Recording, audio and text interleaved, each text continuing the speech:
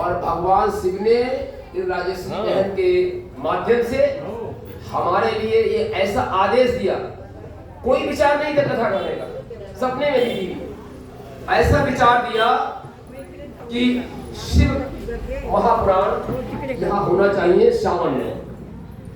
शुरू करने को पहले हफ्ते में थे, लेकिन हमने सुना महाराष्ट्र में आज के दिन से पहला सोमवार आज है, तो मैंने कहा कि हम महाराष्ट्र में रहते हैं और महाराष्ट्र के लोगों के लिए महाराष्ट्र के हिसाब से ही हम स्नान कराएं। तो हमने इस सोमवार को 28 तारीख से 1 तारीख तक निरंतर 5 दिवस श्री जो महाशिव पुराण में है हम आपके लिए प्रवेश कराते हैं और आप अपने अहंकार रूपी जूते को, पहचान रूपी जूते को, हम कलेक्टर हैं, हम बहुत बड़े अधिकारी हैं, हम बहुत बड़े पत्रकार हैं, समस्या इस बात की नहीं है।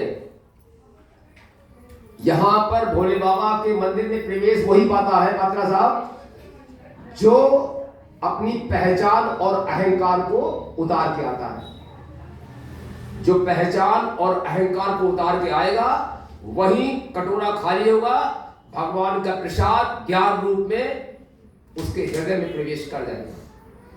सच है ना? खाली बन के आओ भरने के लिए। तो हम चाहते हैं, कथा का महत्व मालूम क्या है? सबसे पहले महत्व थोड़ा बता दें हम, और फिर आपको टहलाएंगे अच्छे से भगवान के गुरुते सरोवर में।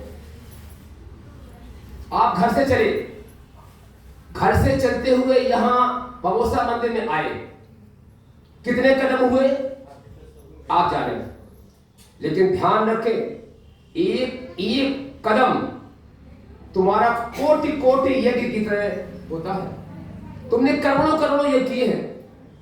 एक सेठ था, उस सेठ की 4 बहुएं थी, चौथी बहू नहीं थी। तो उनके गुरुजी आते थे, गुरुदेव आते थे और हर वर्ष, लेकिन वो घर में नहीं रहते थे। घर में परमाणु जो है ना गृहस्थी वाले हैं, संतों का मामला अलग होता है, भगवान के अणु होते हैं, उनका पवित्र होता है। तो वो नगर से बाहर एक जलाशय के पास में कुटिया थी, वही रहते थे। जो फल फूल कंदमूल होते थे खाते, पुरानी बात है। तो उनका नियम था कि मैं किसी के हाथ से नहीं खाते थे, इसलिए उन्होंने एक शर्त रखी थी कि जिसने 100 यज्ञ किए होंगे हम उसके हाथ का प्रसाद ग्रहण करेंगे। अब एक यज्ञ में कितना खर्चा होता है बोलो दादा, बोलो बहन, कितना खर्चा होता है? 100 यज्ञ की तो बाकी कल्पना करना मुश्किल है। चौथी बहू जो आई उसने कहा पिताजी क्या मामला है, आप कहाँ जा रहे हैं? बोले गुरुदेव आए हैं, इनको प्रणाम करने के बाद ही कुछ करते हैं। हमारे माता, हमारे पिता, हमारे गुरु भगवान की तरह होते हैं। हमारी पहचान जो कथावाचक हैं या संत हैं, उनकी पहचान उनके माता पिता से नहीं होती बहन। आपको याद है जिस समय लवकुश राम के पास पहुंचे थे गायन के लिए आज्ञा लेकर, तो पहला प्रश्न किया उन्होंने कि बेटे तुम बड़े सुंदर हो, बड़े अच्छे हो, बड़े विद्वान हो, किसके बेटे हो? लवकुश नाराज हो गए। कहा आपको इतना भी ढंग नहीं आता है कि ऋषि पुत्रों की पहचान उनके माता पिता से नहीं होती है, ऋषि पुत्रों की पहचान उनके गुरुओं से होती है। ध्यान रखिए, राम ने कहा वो मुझसे भूल हुई, जिस बालक को मुझसे भूल हुई, अपराध हुआ। राम कह रहे हैं पहचान नहीं पाए हमारे बालक हैं। तो कहने का भाव यह है कि हमारी पहचान, ऋषि पुत्रों की पहचान, जो अच्छे व्यक्ति होते हैं उनकी पहचान उनके गुरुओं से होती है। और यहां बैठना, कथा कहना साधारण बात नहीं है। जिसके जीवन में क्रांति मच जाएगी, उपदेश देने का अधिकारी वो है जो उन उपदेशों पर पालन करता हो, वरना उसका असर नहीं पड़ेगा। तो आप जब पूर्ण पात्र खाली हो जाएगा, एक बार एकनाथ जी महाराज जी पहुंचे एक के घर पर, तो उन्होंने भिक्षा मांगी, कमंडल गंदा था, तो उन्होंने कहा कि भिक्षा दे। वो महिला खुश हो गई। एकनाथ जी हमारे महाराष्ट्र के संत हैं, कहा कि सुंदर बात है, देखो हमारे यहाँ महाराज जी पधारे हैं, लेकिन कमंडल गंदा था। वो गई, उसने बढ़िया तरीके से धोया और खीर जो बनी थी प्रसाद दिया।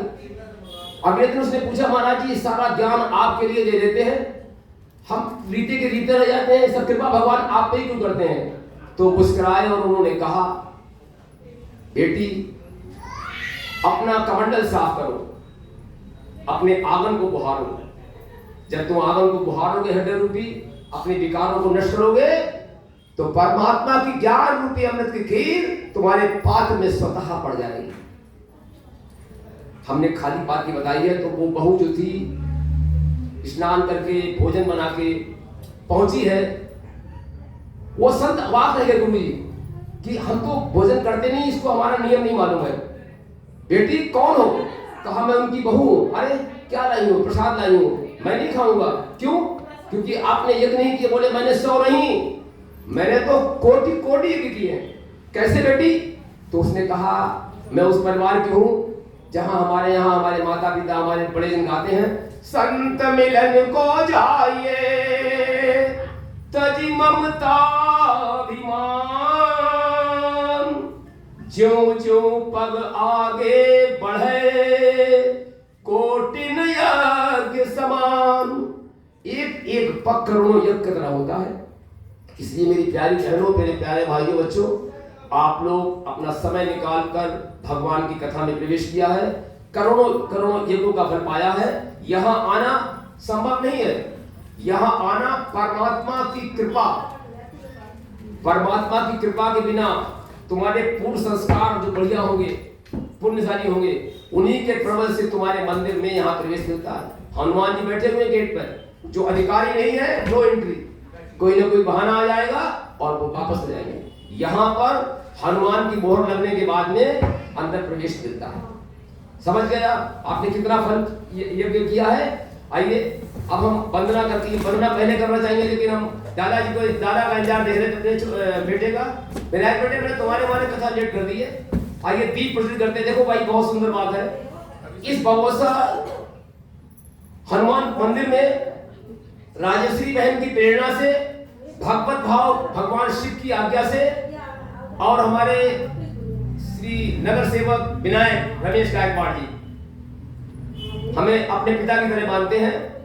इनके और केसर जी और पूरी मंडल जो है यहाँ का बबोसा भक्त मंडल, उनके द्वारा ये कथा यहाँ पर शुरू हो गई है। हम हृदय से अपने विनायक बेटे का, पूरे भक्त मंडल के सभी सदस्यों का अभिनंदन करते हैं। सभी लोग जोरदार तालियां बजाएं। आइए आप दीप प्रज्वलित करिए, हम प्रारंभ करते हैं। एक बार बोलो, मधुर मधुर नाम शिव का लो तुम प्यारे नाम, मधुर मधुर लो शिव का तुम प्यारे नाम। आइए दीप प्रज्वलित। हाँ, ओम गजाननं भूतगणाधिसेवितं कपित्थजम्बो फलचारुभक्षितम् उमासुतं शोकविनाशकारकं नमामि विघ्नेश्वर पादपङ्कजम्। ओम ऐं सरस्वती नमः, श्री हनुमते नमः, श्री सीतारामाभ्यां नमः, श्री राधा कृष्णाभ्यां नमः, श्री शिवाय नमस्तुभ्यं। अखंड मंडलाकारं व्याप्तं येन चराचरं तत्पदं दर्शितं येन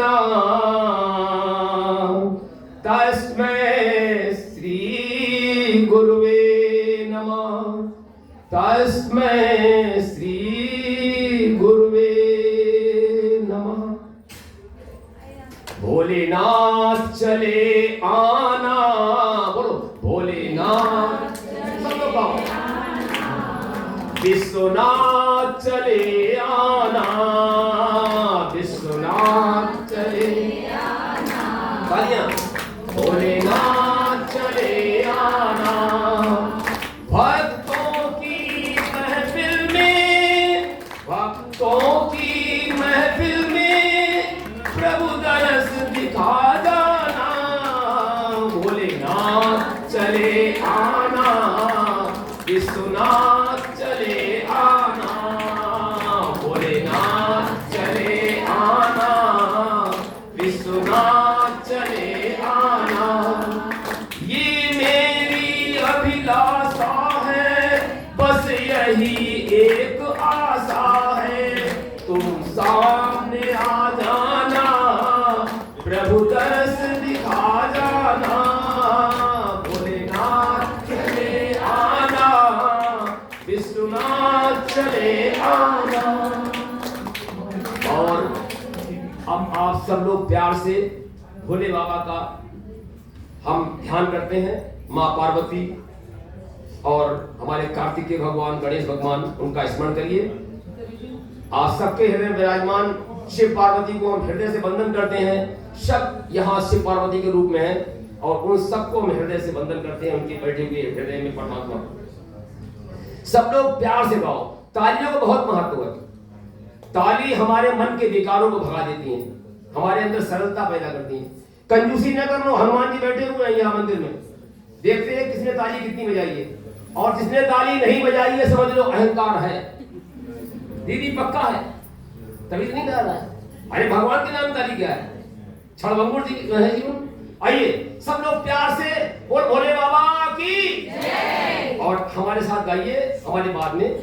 कैलाश वासी देवता, कैलाश वासी देवता, दीनानाथ है भोलेनाथ है, दीनानाथ है भोलेनाथ है। बामांग सोहे अंबिका, बामांग सोहे अंबिका, शिव शीस सोहे चंद्रिका, शिव शीस सोहे चंद्रिका। दीनानाथ है भोलेनाथ है, दीनानाथ है भोलेनाथ है।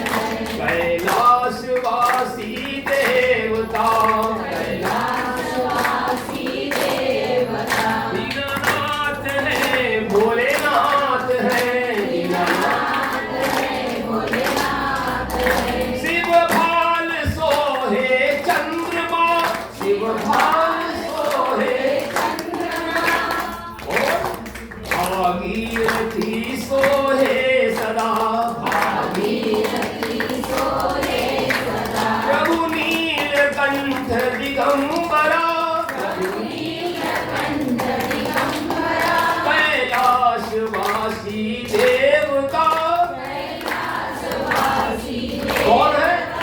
दीनानाथ है भोलेनाथ है, दीनानाथ है भोलेनाथ है। प्रभु नीलकंठ दिगंबरा, प्रभु नीलकंठ दिगंबरा। भोलेनाथ है विश्वनाथ है, भोलेनाथ है विश्वनाथ है। कैलाश वासी देवता, कैलाश वासी देवता। दीनानाथ है भोलेनाथ है, दीनानाथ है भोलेनाथ है। भाइयों अब हम आपके लिए प्रवेश कराते हैं भगवान की अनुपम कथा में।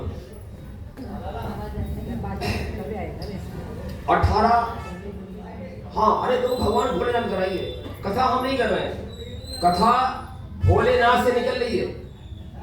हम तो खाली कौन है? पोस्टमैन, चिट्ठी लाने वाले। और भगवान की कथा क्या है? चिट्ठी। हम केवल भगवान की चिट्ठी को बांटने के लिए डाकिया बनके आप लोगों के समक्ष आए हैं। डाकिया किस जाति का है, कैसा है, छोटा है, बड़ा है, काला है, गोरा है, बदसूरत है, खूबसूरत है, इसका महत्व नहीं है। महत्व काहे का है? बोलो बहनों। बाती का, चिट्ठी का। चिट्ठी किसकी है? भोले बाबा की। कौन लाया है? इसको लाया है और हम इसके अधिकारी भी नहीं है, लेकिन भोले बाबा की कृपा है और हम आप लोगों के समक्ष इस कथा को प्रवेश करा रहे हैं। हमारे 18 पुराण और 4 वेद उपनिषद तमाम ग्रंथ हैं, इन्हीं के माध्यम से हमारी भक्ति भावना हृदय में उदित होती रहती है। कलिकाल में बहुत आसानी है, सत्ययुग में ध्यान के द्वारा परमात्मा को पाया जाता, जानते सब लोग। त्रेता में यज्ञ आदि द्वारा भगवान को पाने का साधन था। द्वापर में पूजा अर्चन, उसके द्वारा भगवान को पाया जाता। लेकिन कलिकाल में तो बहुत सुंदर काम है, सीता राम, राधे श्याम, विश्वनाथ, भोले बाबा, ये सारे नाम भगवान के एक ही है। देवी भागवत में स्पष्ट लिखा है, गुरु इसे पुराण में लिखा है कि जो राम है वही श्याम है, कृष्ण है। जो राम है वो कृष्ण है, वही शिवा है, वही शिव है, वही सीता है, वही अनुसुईया है। ये जितने भगवान हैं ये सब भगवान हैं, एक ही हैं, इनमें अंतर कभी नहीं समझना चाहिए। हाँ, इष्ट अपना एक बनाओ, उनसे ही कहो। सबसे कहोगे तो तुम्हारा काम नहीं बन पाएगा। आपको अपने एक इष्ट जो बताया है गुरुदेव ने, उसके अनुसार ही उसका अनुसरण करना चाहिए। तो कलिकाल में कितना आराम है? नाम संकीर्तनम यस सर्व पाप प्रणाम सर्वम, नाम संकीर्तनम यस सर्व पाप प्रणासनम, प्रणामो दुख समस्तम नमामि हरम परम। ये किसका श्लोक है बताओ? ये श्लोक है श्रीमद् भागवत का अंतिम श्लोक श्रीमद् भागवत का। क्या है इसके मतलब? जिनके नामों का संकीर्तन, अर्थात भगवान के कोई नाम हो, भगवान के नामों का संकीर्तन सारे पापों को समूल नष्ट कर देता है और हमारे सारे दुखों को हरण कर लेता है। इसलिए सब लोग, एक बहुत सुंदर बात हमारे गुरुदेव ने बताई है, हम तो बंधन करते हैं, उनके साथ 29 साल बैठने का सौभाग्य मिला है। यदि आप कथा में ना आ पाए, आप भी ना आ पाए, कभी घर का काम है, नाना जंजाल है, तो तुम्हारी प्रेजेंट लग जाएगी। कब? केवल अपने घर पर बैठे बैठे चप्पल हो तो निकाल लेना, अपने जो पहनने वाले हैं, और निकाल के उस दिशा में केवल ऐसे करके मस्तक नवा के हाथ जोड़ के प्रणाम कर लेना। भोलेनाथ बाबा ना आ सका लेकिन मैं वंदन करता हूं। भोलेनाथ बाबा बस ना जाने कौन से गुण पर हमारे प्रभु रीझ जाते हैं। तुम्हारा प्रणाम दीदी, मेरा भाई, वो यहाँ की उपस्थिति को पक्का कर दे। ना आ पाओ कोई हर्ज नहीं, लेकिन ना आ पाओ तो भगवान का वहीं पर जहां काम कर रही है, अपने घर गृहस्थी का, ऑफिस में है या कहीं गई हुई है, अति कारण नहीं आ पाई है, कोई बात नहीं, वहीं बैठे बैठे यही बाबा विश्वनाथ का, बहुशा भगवान का जो भी आपके हृदय में मूर्ति हो, उसको उसी दिशा में करके अपने नंगे पैर से हाथ जोड़कर ऐसे नमन कर लो, हाथ मस्तक झुका दो। तुम झुका दोगे नयन, वंदना तुम्हारी भगवान के दरबार में पहुंच जाएगी। तो एक हमारा पुराण है, उसका नाम है ब्रह्मनारायणीय पुराण। उसमें नाम की महिमा लिखी हुई है। हरे नाम नामैव केवलम, कलो नास्त्येव गतिर्न्यथा। कलयुग में मोक्ष का साधन कौन सा है? अरे हरि बोल मेरी रसना घड़ी घड़ी, हरि बोल ओ हरि बोल मेरी रसना घड़ी घड़ी, हरि बोल मेरी रसना घड़ी घड़ी, ओ हरि बोल मेरी रसना घड़ी घड़ी, हरि बोल मेरी रसना घड़ी घड़ी। पवित्र नामों का कीर्तन करना सहजता से, पवित्र मन से, भावुक होकर, मैं सच कह रहा हूं, तुम्हारी ये भावुक वाली प्रार्थना जो है ना, ये भगवान को बहुत प्यारी है। दीदी मैं सच कह रहा हूं आपसे मेरा भाई बहनों, 250 वर्ष लगभग पहले दीदी हरे राम एक बार नमः शिवाय कर दो। नमः शिवाय ओम नमः शिवाय ओम नमः शिवाय ओम नमः शिवाय ओम नमः शिवाय ओम नमः शिवाय ओम नमः शिवाय ओम नमः शिवाय। तो हम आपको एक कथा में लौट रहे हैं। पहले हम आपका जमीन सही कर रहे हैं ताकि कथा जम जाए। जिस पौधे का सिंचन उसकी भूमि अच्छी होती है वहीं पर वो अंकुरित होती है। इसलिए आज थोड़ा समय हम इसी में लेंगे। महात्मा बिशप वर्ल्ड लेवल के लगभग 250 वर्ष पहले ये कथा जो हमारे माध्यम से भगवान शिव बोलवा रहे हैं उन्हीं प्रेरणा से इसलिए बोल रहे हैं कि हमारे भाव कैसे हो, भगवान का फल कैसा होता है। बिशप मुनि 250 वर्ष पहले विश्व के किसी और देश के थे, उनका नाम ही बिशप। और इस कथा के लिए मेरे प्यारे भाई बहनों बेटियों, इस कथा को स्वामी राम तीर्थ सदैव अपने जो प्रवचन होते थे कहते थे, महिलाओं को तो विशेष कहते थे। उन्होंने कहा समुद्र के एक टापू पर, ध्यान से सुनो आप, समुद्र के एक टापू पर 3 महात्मा विराजमान थे। और वो 3 महात्मा कैसे थे? जैसे आप लोग भगवान के लिए नहलाना, भगवान के लिए चंदन लगाना, भगवान के लिए झूला झुलाना, भगवान का श्रृंगार करना, जो अपनी टूटी फूटी आरती करना, झोंका देके कन्हैया को झुलाना, है ना, सरलता से। यही स्वभाव होता सबका।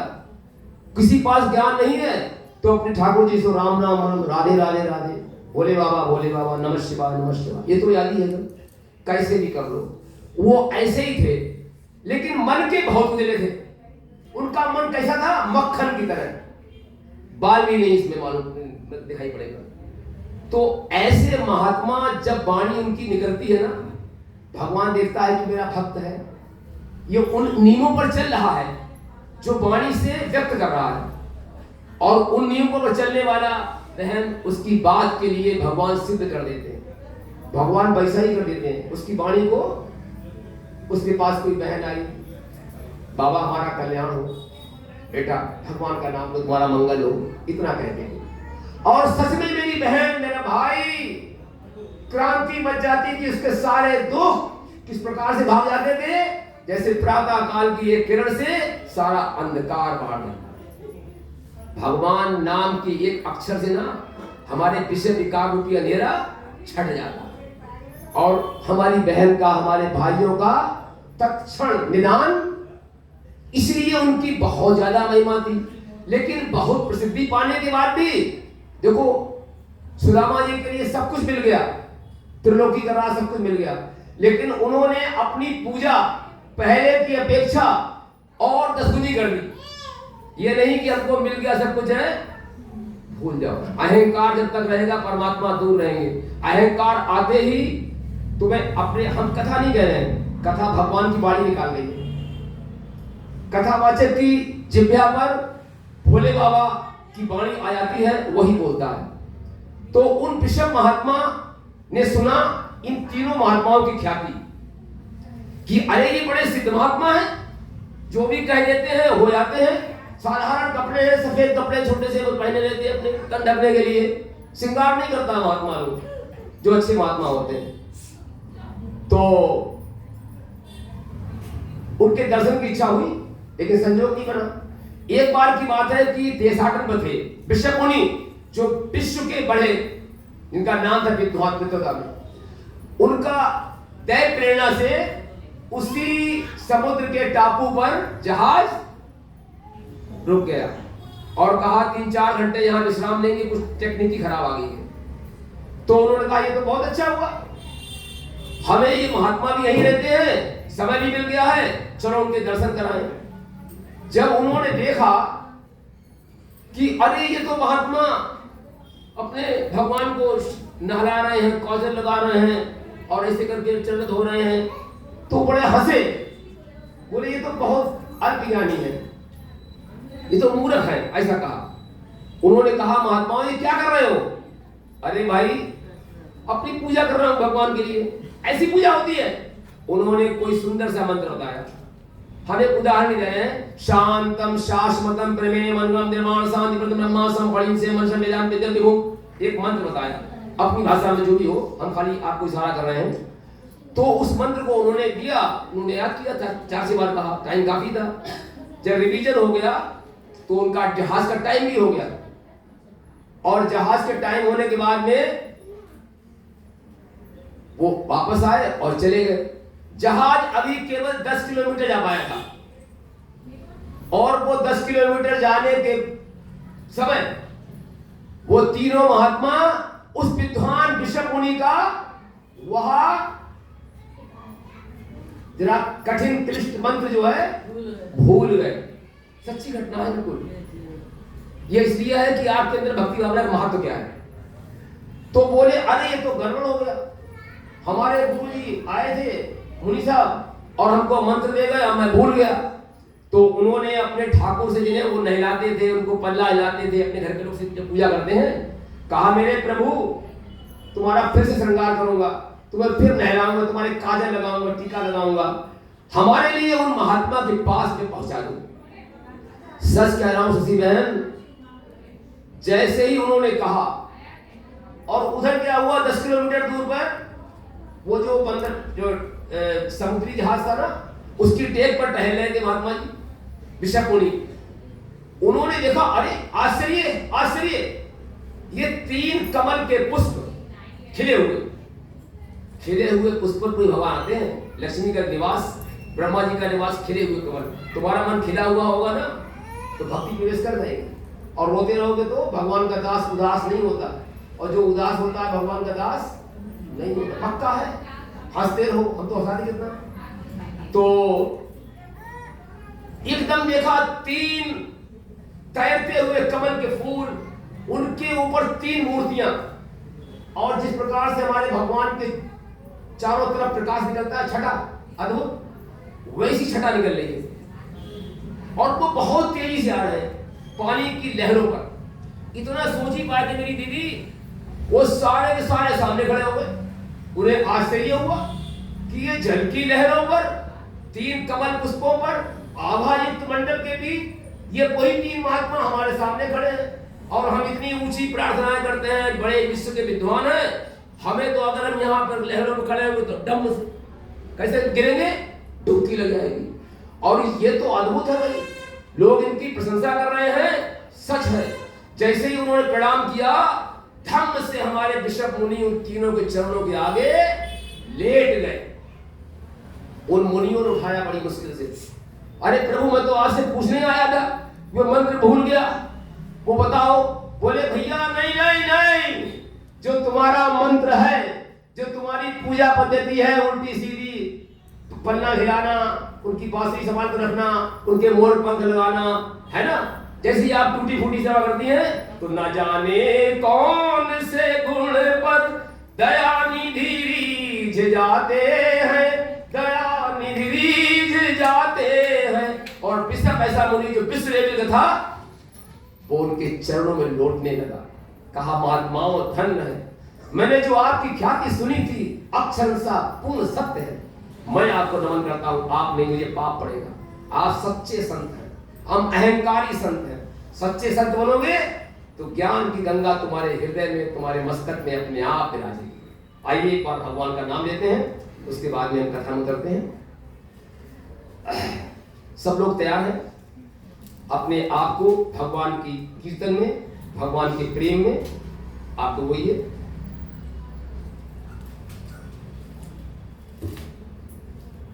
शिवाय नमस्तुभ्यं, शिवाय नमस्तुभ्यं, शिवाय नमस्तुभ्यं। आइए, आज सब का सारा समय लग गया हमारा उसी में संभालने में। हाँ चलो भाई, सबसे पहले हम गाते हैं सत्संग का महत्व क्या है। सब लोग गाएंगे 2-3 गाने, इसके बाद में कथा शुरू करते हैं। अरे जिसको जीवन में मिला सत्संग है, जिसको जीवन में मिला सत्संग है, उसे हर घड़ी आनंद ही आनंद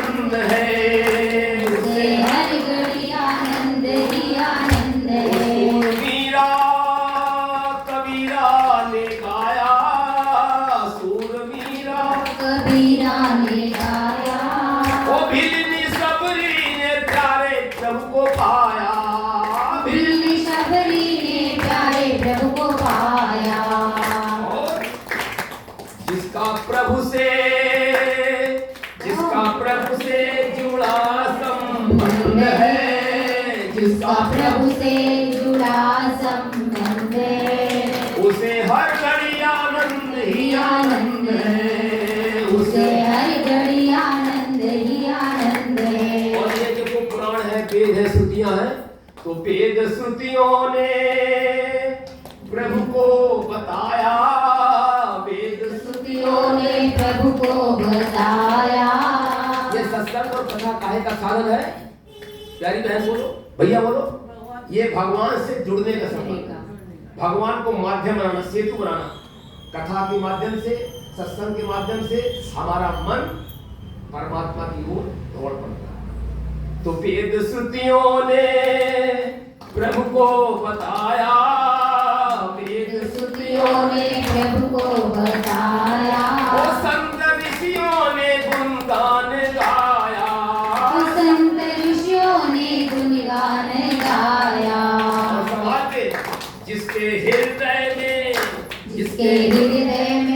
जिसके हृदय में सीताराम बंद है, जिसके हृदय में सीताराम बंद है, और जिसके हृदय में राधे श्याम बंद है, जिसके हृदय में राधे श्याम बंद है, जिसके हृदय में भोले बाबा बंद है, जिसके हृदय में भोले बाबा बंद है, उसे हर घड़ी आनंद ही आनंद है, उसे हर घड़ी आनंद ही आनंद है। अरे तत्व क्या है जगत को पहचानो, तत्व क्या है जगत को पहचानो। और जिसका 84 कट जाए फंद है, जिसका 84 कट जाए फंद है, और जिसको जीवन में मिला सत्संग है, जिसको जीवन में मिला सत्संग है, उसे हर घड़ी आनंद ही आनंद है, उसे हर घड़ी आनंद ही आनंद है। हम आपके लिए बहुत सी गुरुदेव की सूक्ष्म बातें बताएंगे। एक हल्की सी झलक लो। बहुत से लोग भोले बाबा के सामने कैताली रहते हैं, बजाओ 3 ताली, 3 केवल 3। हाँ, हम भी 3 ताली बजाते हैं। जब हमारी कोई बहन आती है योग सीखने के लिए तो क्या कहते हैं कि बहन 3 तालियां स्वागत में। 3 ताली का महत्व है भोले बाबा के समक्ष। बताओ किसी को मालूम है? नहीं मालूम? बोलो बहन, दीदी बोलो। 3 ताली से भोले बाबा खुश हो जाते हैं। एक उपस्थिति, कामना करो। पहली ताली, देखो मैं बता रहा हूँ, क्रम से बता रहा हूँ। हाँ बताओ कितने का है? पहली एक ताली उपस्थिति के लिए शायद है, दूसरी ताली मैं अपना समर्पण दे रही हूँ, और तीसरी ताली में मेरी मनोकामना जो भी हो सके। अभी लो, इसको हम क्लियर कर रहे हैं। तालियां दो, 3 तालियां। बहुत सुंदर। देखो भाई, शिव मंदिर में भगवान भोले बाबा के सामने 3 ताली बजाने का संतों ने अलग वर्णन किया है, अद्भुत। जो हमारी बहनों ने बताया है वही है, हम उसको क्रमबद्ध बता रहे हैं। पहले में होता है ना, जिससे हमारे यहाँ पढ़ते थे ना, निर्मल गुप्ता प्रेजेंट सर, उपस्थिति हो गई। भोले बाबा प्रेजेंट सर आ गया। पहले में क्या हुआ? यस सर, यस सर, यही कहते थे ना, हमें 60 साल पहले की आदत है। तो ये हुआ पहली ताली का, बराबर है ना? हाँ। दूसरी ताली का महत्व मालूम क्या है? दूसरी ताली ये है कि मेरा घर गृहस्थी स्वर्ग सम बनाना, मुझे नेक संतान शक्ति दिलाना, सदा मेरे परिवार की रक्षा करना, और ना अपराधों को मेरे दिल में ही धरना। हे प्रभु, हमारा घर धन धान्य से भरपूर रहे, हमारे बच्चे कीर्तिमान हो, हमारे अंदर सरलता आए, सारा घर प्रेम में भगवान के गुणानुवाद करते हुए जीवन व्यतीत करें। भूलना मत। पूछेंगे कबीर आगे। पहली ताली यस सर, प्रेजेंट सर। दूसरी ताली प्रभु समर्पण, समर्पण। हमारा समर्पण है, आप हमारे लिए ये दें। और जो नहीं मांगता है ना, उसके लिए तो मालूम क्या होता है, इसका वर्णन कल आएगा। जो नहीं मांगता है, जैसे मान लो आपकी हम सेवा करें जाके गुप्त रूप से और हम कुछ ना ले तो आपका मन होगा इसके लिए क्या दे दें, इतना काम करता तो लेता भी नहीं है, ऐसी भावना आगे सब देते हैं। तो भगवान भोलेनाथ उसके लिए वो देते हैं जो ऋषियों और बड़े बड़े मुनियों योगियों को भी दुर्लभ होता है। हमारी समझ से ना मांगो तो वो अपने आप ध्यान रखते हैं। जगत के पिता कौन है? जब जगत के पिता है तो अपने बच्चों का ध्यान कौन रखेगा, है ना? तो पहला प्रेजेंट सर और दूसरा क्या हुआ, मेरा घर गृहस्थी स्वर्ग समाना। और तीसरी तारीख क्या है, बहुत प्यारी है, जो बहन ने कहा है, समर्पण। प्रभु मुझे भक्ति दो, अपने चरणों में स्थान दो। काहे में स्थान दो? अपने चरणों में स्थान दो। भगवान को जब देखो ना, कैसे देखोगे? ऐसे देखते हो ना, भगवान के नखों में दिव्य ऊर्जा होती है। उनके नखों में ना केवट बहुत से आता, जो काम ब्रह्मा जी नहीं कर पाए थे, जब वामन भगवान का उन्होंने पैर नापा था तो अंगूठा धो पाए मुश्किल से, और केवट ने तो साहब क्या किया, कमाल है, आप जानते हैं, दोनों चरण रगड़ रगड़ के प्रभु साफ कर दे, साफ कर दे। और जब वो एक पैर, उन्होंने कहा दोनों पैर आप खड़े हैं, एक पैर खड़े हो, तो उन्होंने कहा हमारे ऊपर हाथ रख दो ताकि हम गिरना, आप गिरना जाओ। अब हमारे ऊपर हाथ रख दो ना तो सहारा ले लो, इसे हमारे वो जो हम लगवाते हैं ध्रुवासन ना, तो हम कहते हैं सहारा ले लो भाई जरा दीवार का। तो भगवान से कहा कि भैया, केवट ने कहा कि प्रभु आप जरा हमारे ऊपर हाथ रख लो तो हम आप सही रहेंगे। तो उसने आशीर्वाद में ले लिया फोकट में, और चरणों को भी खूब रगड़ रगड़ धोया। तो जब हम भगवान के दर्शन करने आए, बबोसा भगवान के, भोले बाबा के, या मैया रानी के, या भगवान राम सीता के, या भगवान विठल के, तो ध्यान रखना सबसे पहले भगवान के चरणों की तरफ देखो, अपना ऐसे करके। इसे उनके चरणों की ना, जिस चरण को देखोगे आप, जिस भावना से देखोगे, वो भगवान की दैवी शक्तियां आपके अंदर प्रवेश कर जाएंगी, पक्का है बहन। उसके बाद में धीरे धीरे अपनी नजरें उठाते हुए सर झुकाई रहे, हृदय के पास आए, नाभि के पास, फिर हृदय के पास। और जब हमारे चरणों को, हमारे घुटनों को, हमारी नाभि को, हमारे हृदय को, भगवान के हृदय को जब देख लो, तब धीरे से अपने मुखारविंद को, अपने मुख को भगवान की मुखारविंद की ओर देखो। सच कह रहे हैं, भगवान दौलत लुटा देंगे, क्या देंगे इसकी कल्पना करना मुश्किल। पद्धति क्या बताइए, चरणों शुरू करते हैं। हमारी आरती होती है ना, आरती में बताया गया है, आरती का प्रकाश 14 भुवनों को प्रकाशित कर देता है। समझो ध्यान से आप बहन, एक दीपक भगवान की हुई आरती जो हमने बताई है, ये 14 भुवन में प्रकाश कर देती है, जिसका विश्वास पक्का, सरलता अन्य मानता है। और सबसे पहले भगवान की आरती में 14 भुवन हुए ना, अब जरा गिनती लगाओ, 3 बार चरणों में, गुरु जी 3 बार चरणों में, 3, 2 बार नाभि पर, कितने हो गए दीदी? 5, 1 बार मुखमंडल पर, कितने हो गए? 6 नहीं, 3 और 2 बार नाभि पर, 3 तो 5 और 1 6, कितने कर देंगे? नहीं 4 है भाई, मैं भूल रहा था, हमारे गुरुजी ने बताया 4, चरणों के ऊपर 4 बार, कितने बार? 4 बार। और नाभि पर और मुखमंडल पर 7 हो गए, पक्का हो गए, हमारा गणित कमजोर है। और 7 बार पूरे शरीर पर, बिटिया रानी 7 बार, 4 बार चरणों में, 2 बार नाभि पर, 1 बार मुखमंडल पर, और 7 बार संपूर्ण शरीर में नम्रता पूर्वक, विनम्रता से सर झुकाते हुए भगवान की आरती करना चाहिए। इस प्रकार से आरती करने वालों के लिए वो भगवान का जो ज्योति है ना, वो 14 भुवनों को प्रकाशित कर रहे हैं। सच है मेरे भाई। आइए अब हम दूसरा क्वेश्चन बता रहे हैं आपके लिए, बहुत प्यारी बात। आज कथा को हम थोड़ा कम शुरू करेंगे, हम चाह रहे हैं जमीन पक्की हो जाए, है ना, ताकि कल जो अंकुर डालें तो वो खिले, बढ़िया पुष्प खिले। आप लोगों को मालूम होगा शायद सबको कि नंदी के कान में भक्त लोग कहते हैं। अच्छा पहले ये बताओ कौन से कान में कहते हैं, बताए तो बहन, मेरा भाई कोई? हाँ, जो पैर आगे बढ़ाए हुए हैं नंदी आगे दाहिने मतलब कौन सा? नहीं ऐसे बताओ, दायां बाया? दाहिना सब लोग दाएं? नहीं बाया किसने कहा? बाया नहीं, दाहिना। सब लोग गलत, जो सब पैर फेल हो गए। ध्यान से सुनो आप, गुरुदेव के साथ उनके साथ रहने में यही फायदा है। ध्यान से सुनो आप भी कहना भगवान से ना, तो सरलता वाली बात यही है कि बाएं वाले कान में धीरे से कहो, पास वाला सुन ना पाए। भोले बाबा के कान में अपनी मनोकामना कहना हो तो बाएं कान में धीरे से आवाज तुम्हारी नंदी के कान में पहुंचे। अब तुम ये कहते हो कि भाई कहती हो गई कि भगवान हम केवल नंदी के कान में क्यों गए, डायरेक्ट भोले बाबा से कह दे, है ना भाई? हम इनडायरेक्ट क्यों जाए, छलांग मारे सीधे?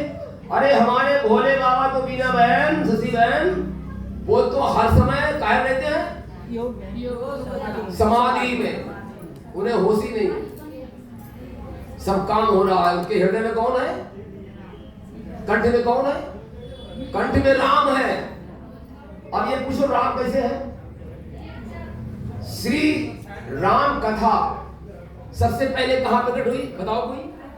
पार्वती जी को सुनाई हुई नहीं, प्रकट कैसे हुई? प्रारंभ में। बहुत अच्छी बात आपकी पार्वती से, इससे पहले कहां गई? सुनो, रहस्य वाली बातें हैं, आप ध्यान से सुनो। सबसे पहले ये राम कथा मेरी प्यारी बहन, दीदी, मेरा भाई, भगवान शंकर के मन से संकल्पित हुई। और कितने श्लोक थे मालूम है? बताओ बताओ भाई। 100 करोड़ श्लोक, 100 करोड़ श्लोक भगवान ने अपने मन से राम कथा के निर्मित कर लिए। तो सर्वसर्व पढ़ा, देवों के देव, देवाली देव, महादेव है।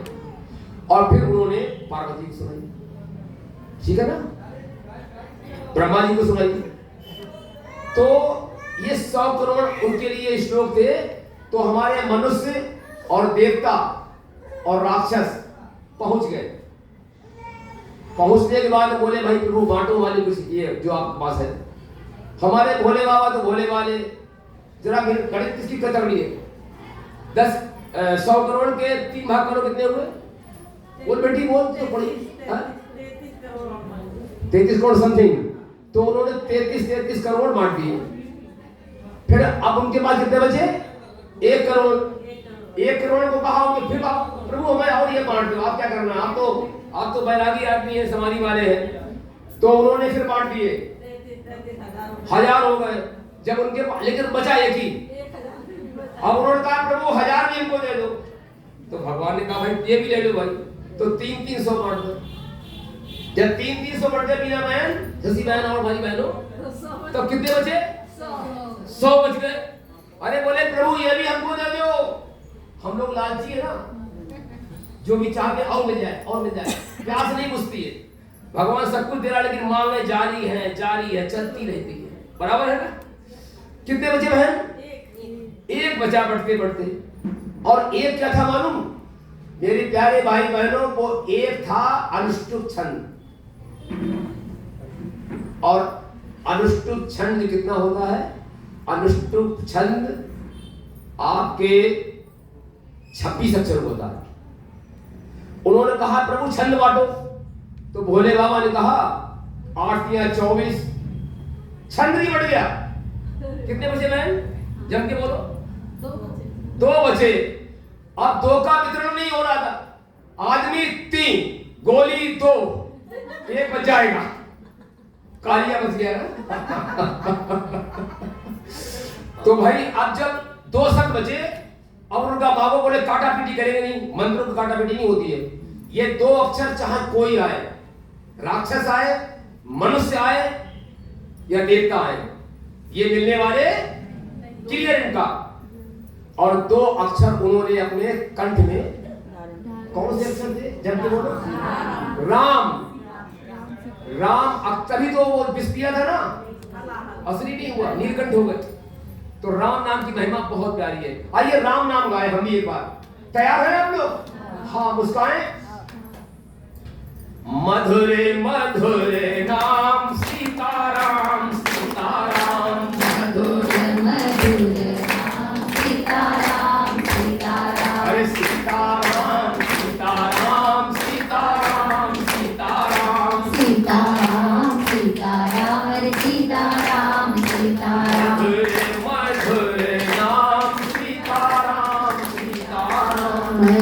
मधुर नाम सीताराम सीताराम। आप जान के आश्चर्य मानेंगे, भगवान शंकर कृष्ण कौन है? राम। राम कृष्ण कौन है? शंकर शिव। और हमारे भगवान भोलेनाथ ने राम जी से मालूम क्या मांगा? क्या मांगा? बार बार बर मांगऊं, बार बार बर मांगऊं, हरस देहु श्रीरंग, पद सरोज अन पानी, भक्ति सदा सत्संग। भोले बाबा राम जी से क्या मांग रहे हैं? कि हमें सत्संग दो और अपनी अटल भक्ति दो। सबसे दुनिया में सुंदर कौन है? बताओ। हमारे प्रभु। प्रभु से सुंदर कोई है? ये भोले बाबा जो भस्म लपेटे रहते हैं ना, क्यों? बता बेटिया। इसलिए कि बहुत सुंदर हैं। सुंदरता को छुपाने के लिए और भस्मी क्यों लगाते हैं? भाई पाउडर भी तो हो सकता था। भस्म का एक कारण है, जिस स्थान पर कोई एक बार राम का नाम लेता है, हमारे भोले बाबा उसको देख के 3 बार सर झुकाते हैं, राम राम राम। माता ने कहा कारण क्या है भोले बाबा, भोलेनाथ? ये आप 3 बार प्रणाम किसे कर रहे हैं? बोले जो भी संसार में एक बार मेरा प्रणाम करता है राम जी को, हमारे इष्ट को, और हमारे इष्ट को प्रणाम करने वाला हमारे लिए बंदनीय है 3 गुना, इसलिए हम भी उसके लिए 3 बार राम राम कहते हैं। तत्काल दूसरा प्रश्न कर दिया माता ने कि ये बताओ प्रभु भस्म को लगा लेते हैं? क्या कहा? ये भस्म को लपेटे रहते हैं भोले बाबा। देखो कितना आश्चर्य है। संसार का मालिक भोलेनाथ, देवों के देव, सबको प्रदान करते हैं संपत्ति पैदा सब कुछ, और अपने आप बागंबर पहने हैं, भस्म लगाए, ना कपड़ा की टेंशन, मकान की टेंशन।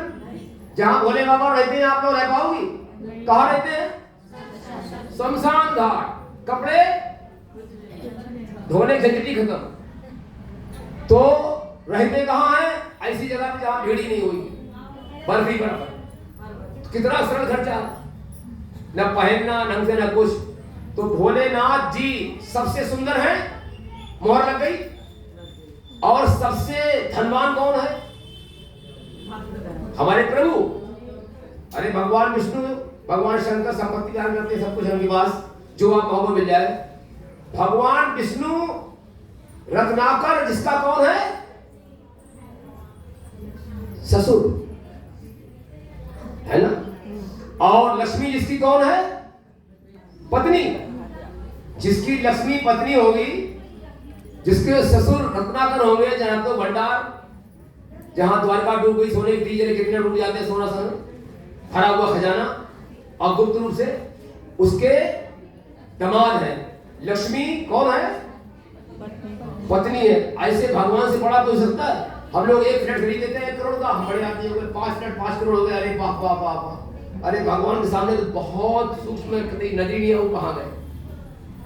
इसलिए हमारे भगवान सबसे सुंदर है, हमारे भगवान सबसे ज्यादा कीमती है, धनवान है। हम उनको प्रणाम करते हैं। और कथा हमारी कहां चल रही है हम तो भूल भी गए, किसी की याद नहीं। अरे नंदी के कान में क्या कहते हैं? देखो कथा भगवान कहां घुमा देते हैं हमारे लिए। तो वो कहते हैं कौन से कान में कहना चाहिए? बाएं। जब के बोलो हाँ। और कैसे बोलना चाहिए? धीरे से बोलना चाहिए। और पहले बोलने से पहले क्या कहना चाहिए? ओम। ओम नहीं, केवल ओम ओम या ओम नमः शिवाय, जो स्वभाव द्वारा हो। वो तो भगवान एक ही शब्द खुश रहते हैं। ओम का मतलब मालूम क्या है? बताया था मैंने, आ उ मा। आ से आज, आज माने ब्रह्मा, उसे क्या है दीदी? उपेंद्र। उपेंद्र माने विष्णु जी। और मां से क्या है? महेश। तीनों के मिश्रण से क्या बना? ओम। तो एक ही शब्द काफी है। सब बोल दो, अच्छी बात है, बोनस में है ओम। और ओम के बाद में प्रभु, ये समस्या है। और कान में उसके क्यों कहते हैं, भगवान से क्यों नहीं कहते हैं? तो समाधि पहुंच जाते हैं। अब उससे कहोगे तो समाधि में, तो ये कौन है? जैसे ही समाधि खुलती है हमारे भोले बाबा की, तो समाधि खुलते ही ये, अब तो कंप्यूटर है, वो चिट्ठी पूरी पकड़ा देते हैं कि इतने इतने बहनों ने, इतने इतने भाइयों ने, इतने इतने बच्चों ने ये मांग की है। भोले बाबा कहते हैं बेटो, आपको जान के आश्चर्य होगा, वृंदावन में एक स्थान है बलदाऊ जी का। बाउन कितने खम्भे हैं, बाउन खम्भे क्या है, वहां मैं गया था। वहां पर दीदी एक पेड़ है, उस पेड़ में लोग गांठी मांग देते हैं, मनोकामना के लिए चींट से गांठी मांग देते हैं, रुमाल से या चींट से या ये जो कलावा होता है उससे। तो एक बच्चे ने, एक 12 वर्षीय बच्चे ने सरलता से कोमल खिला हुआ था, उसने गांठी बांध दी पेड़ में। एक ऋषि आ रहे थे, उसने कहा ये 12 वर्ष का बच्चा क्या मांग रहा है। कौतूहल हुआ, भगवान से प्रेरणा से कौतूहल हुआ उसके लिए, किससे पूछे तुमने बेटा क्या मांगा है। ध्यान रखो, उसने जो मांगा है वही मांगना चाहिए 12 वर्ष के बच्चे ने। जब उस संत ने पूछा बेटा तुमने ये गांठी किस लिए बांधी है, तो वो रोते रोते बोला, रोने लगा, बोला बाबा आप पूछ रहे हो तो बताना ही पड़ेगा, ये गांठी मैंने इसलिए बांधी है कि हमारे कन्हैया ना जब तक गोकुल में रहे 11 वर्ष, तब तक तमाम अघासुर बकासुर पूतना उनके लिए परेशानी पैदा करते हैं, उनकी जान की प्यासे है। तो मैं तो भाई गांठी बांध के आया हूं, हे परब्रह्म हमारे कन्हैया के लिए कभी किसी जन्म में कोई सताए ना, हमारे कन्हैया स्वस्थ रहे, मक्खन खाते रहे, ऐसी मुस्कुराते रहे। भगवान के लिए मांगा उसने। हम भी प्रभु तू अपना प्रकाश सब में फैला, सर्वे भवन्ति सुखिनः सर्वे सन्तु निरामयाः सर्वे भद्राणि पश्यन्तु मा कश्चित् दुःखभाग्। आप दूसरों के बारे में सोचेंगी बहन मेरा भाई तो भगवान की गोद में बैठ जाएंगी। बताते हैं बच्चों अपनी बहनों की ओर, दूसरे के बारे में सोचने वाला भगवान की गोद का अधिकारी होगा। इस प्रकार से नंदी के बाएं कान में कहना चाहिए, पहले ओम कहना चाहिए, मनोकामना कहना चाहिए धीरे से, और उसके बाद में मस्तक नवा के प्रणाम करके चलना चाहिए। भगवान को प्रणाम कैसे करना चाहिए, पुरुषों के लिए विशेष, माताओं का अलग ढंग है। पुरुषों के लिए कपड़े बढ़िया पहने हो, शादी वाले कोई तो कहते ऐसा ना हो ये मंदिर तो थोड़ा अच्छा नहीं है, तो गंदा पड़ा हुआ है, तो कैसे दंडवत करें। तो बहुत से लोग दंडवत करने को चाहते हैं, कुछ करते हैं टेढ़े मेढ़े करते हैं। अरे भैया कपड़े तुम्हारे गंदे हो जाएंगे मेरी प्यारी बहनों मेरे भाई, लेकिन तुम्हारा मन देवी समान हो जाएगा। बताओ मन अच्छा चाहिए कपड़े, है ना। देखो लिखा हुआ है कि निर्मल मन हो, निर्मल नाम ना, निर्मल मन हो तो रघुनंदन सबरी के घर आए। निर्मल मन हो तो रघुनंदन सबरी के घर आए। सूर श्याम की बाह पकड़कर, सूर श्याम की बाह पकड़कर साप विदुर घर खाए, साप विदुर। इस पर तुमने नहीं विचारा कैसे पाओगे भगवान, इस पर तुमने नहीं विचारा कैसे पाओगे भगवान। हम वहां जब कथा सुनते हैं दंडवत करते हैं ना, कपड़े गंदे हो जाएं, जिसके कपड़े गंदे हो गए मेरे भाई, परम दोस्त आ गया मेरा, जिसके कपड़े गंदे हो गए उसका मन उजला हो जाएगा, निर्मल हो जाएगा। और निर्मल मन जन सो मोहि पावा, मोहि कपट छल छिद्र न भावा। आप लोग निर्मल मन जन सो मोहि पावा, निर्मल मन सो मोहि पावा, मोहि कपट छल छिद्र न भावा, मोहि कपट छल छिद्र न भावा। पद्म पुराण में वर्णन है, ना हम तिष्ठामि वैकुंठे योगिनाम हृदयेषु वा यत्र गायन्ति मद्भक्ता तत्र तिष्ठामि नारद। भगवान कृष्ण कहते हैं नारद से, क्या कहते हैं मालूम दीदी, कहते हैं मैं वैकुंठ में नहीं रहता, मैं योगियों के बहुत बहुत तपस्वी जिन्होंने हजार तपस्या की है उनके पास भी नहीं रहता। जब उनकी सागरा बहुत ऊंची होती तो अलग बात नहीं। मैं कहाँ रहता हूं, जहां मेरा भक्त निर्मल मन वाला, नाम वाला नहीं, निर्मल मन वाला, तन्मयता से होकर हमें प्रणाम करता है या हमारे नाम का गायन करता है। मधुरे मधुरे नाम सीताराम सीताराम, मधुर मधुर नाम सीताराम सीताराम, सीताराम सीताराम सीताराम सीताराम, सीताराम सीताराम सीताराम सीताराम। भगवान की और अच्छा गीत है। मालूम क्या है? मम गुण गावत पुलक शरीरा। अब की बार रामचरितमानस कहेंगे, आपको आनंद आएगा, नहा जाएंगे आप आनंद में। इसी तरह मम गुण गावत पुलक शरीरा, और गद गद गिरा नयन बहानीरा, गद गद गिरा नयन बहानी। जो प्रेम में आतुर होकर अपने नैनों से आंसू की वर्षा करता है, गदगद हो जाता है। भगवान के पास आने के बाद में जिसके अंदर रोमांच नहीं हुआ, जिसका हृदय गदगद नहीं हुआ, जिससे आनंद की प्राप्ति नहीं हुई, समझ लो वो आनंद से वंचित रह गया। भगवान का दास कभी उदास नहीं होता, जो उदास होता है भगवान का दास नहीं होता। इसलिए कमल के फूल की तरह खिले हुए इसमें विराजमान ब्रह्मा जी हैं, मां सरस्वती हैं, ऐसे मन खिला हुआ हो भगवान के द्वारे प्रवेश करो और उनके चरणों में वक्षस्थल पर मख पर दर्शन करते हुए साष्टांग वंदन करो। तुम्हारी सारी मनोकामनाएं बिना मांगे पूरी हो जाए। भगवान से कहना नहीं है, वो कौन है? अंतर्यामी, मन की बात जानने वाले। उसे कहने का जरूरत, वो सब जानते हैं आपके अंदर क्या चल रहा है, बाहर क्या चल रहा है, कदर बदल चल रही है, भाव क्या है ना। तो इस प्रकार से हमारे भोले बाबा उसके पास हो जाते हैं जहां पर लोग उनका तन्मयता से कीर्तन करते हैं। कीर्तन करोगे बहन? आओ हमारे साथ गाओ।